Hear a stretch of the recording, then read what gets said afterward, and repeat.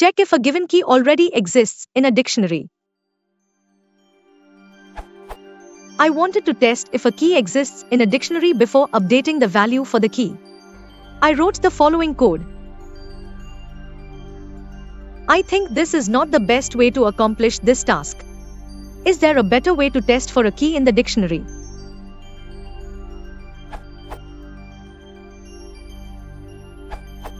And tests for the existence of a key in a dict.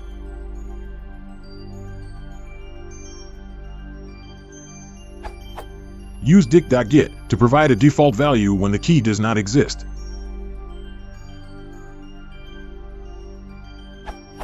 To provide a default value for every key, either use dict.setDefault on each assignment. Or better, use defaultDict from the collections module.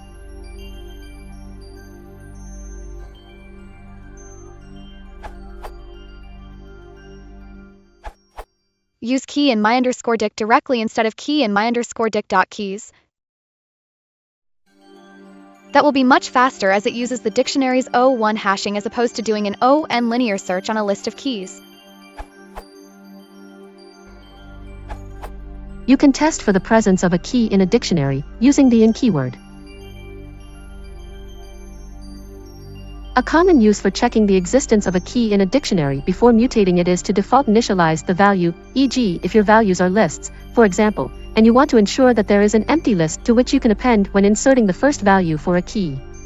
In cases such as those, you may find the collections.defaultDict type to be of interest.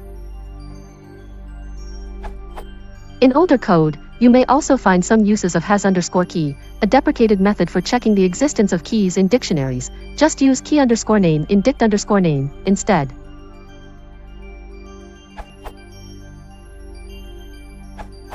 You can shorten your code to this. However, this is at best a cosmetic improvement. Why do you believe this is not the best way?